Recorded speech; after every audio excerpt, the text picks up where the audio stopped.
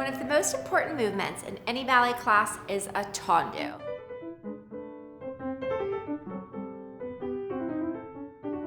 French, tendu means to pull or to stretch. We also incorporate tendus frequently throughout the Ballet Beautiful workout. They're a great warm-up and a great way to tone your ballet muscles. So, what does a tendu look like?